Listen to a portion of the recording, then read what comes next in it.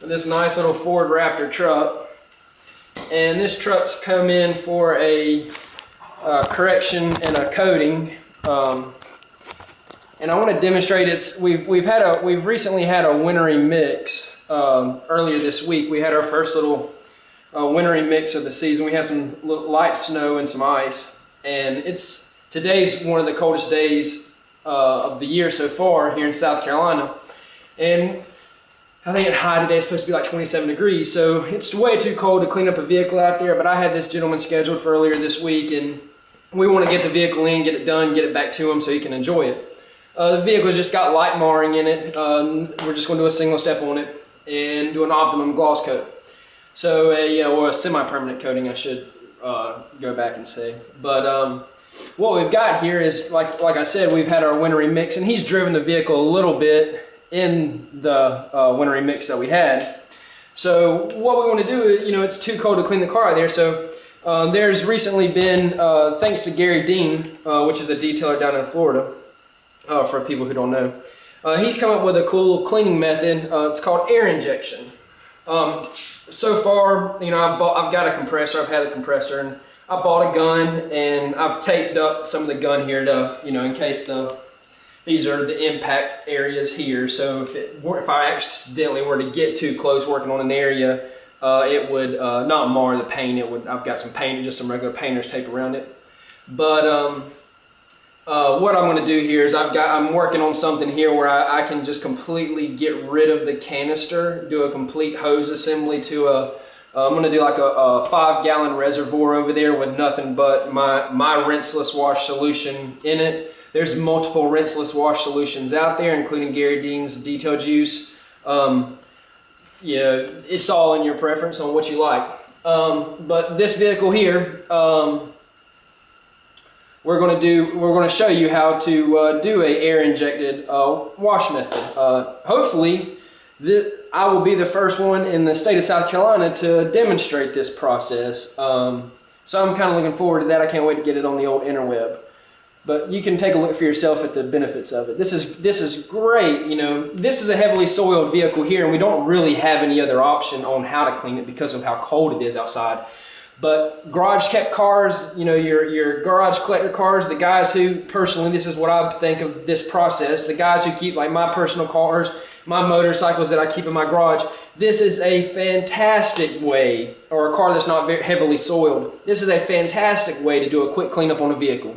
Dust, light road grime, this particular vehicle here, it really needs to be rinsed, but it is so cold outside, the water would freeze like that. I would never get it unthawed. So this is why we're doing this method on this, but check it out.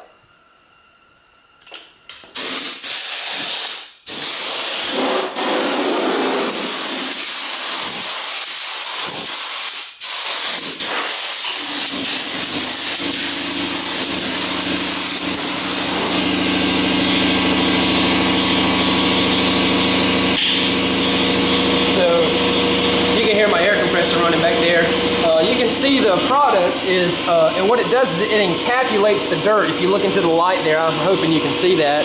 It encapsulates the dirt and allows you to wipe the dirt off with the proper towel and grab the dirt and not mar the paint. And it also acts as a lubricant and all that as you wipe the vehicle so you don't micro mar it. And you can see back here I've already done this panel. I can normally do 2 panels before my air compressor kicks on and runs a little bit. And I run like at 125 psi pressure, so it uses quite a bit of air. And I just kicked a breaker. Uh-oh. Wow, I've never done that before. All right, I know why we kicked the breaker. I had on one of my detail bands out there, I had a small electric heater running inside of it, and they pull quite a bit of power. And then I do a pretty good job of keeping up with how much power is being pulled through our circuit here. I think we have, it's 110 of course, but we have, I have 220 in here as well. But I think we have like a 20 amp breaker. So I try to keep up with that, but I had forgot that little heater was running. So you can see the product set on here.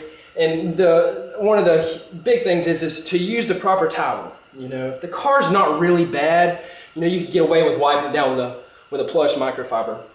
But since this vehicle's got some dirt on it, you want to use a Cobra guzzler or a specific drying towel designated for doing that. And you can see how it's got the small pockets in there to capture the dirt so you don't pull it across the paint. And then you're just going to, I like to do the one direction wipe method. So I don't grind it back and forth.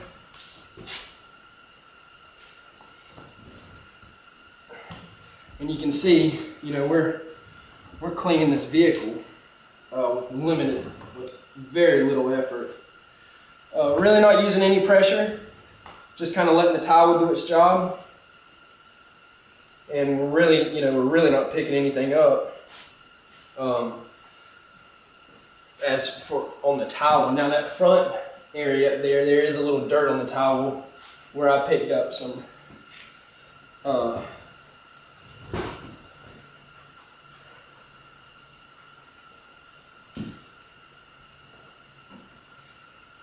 as you can see there, I mean that surface is clean.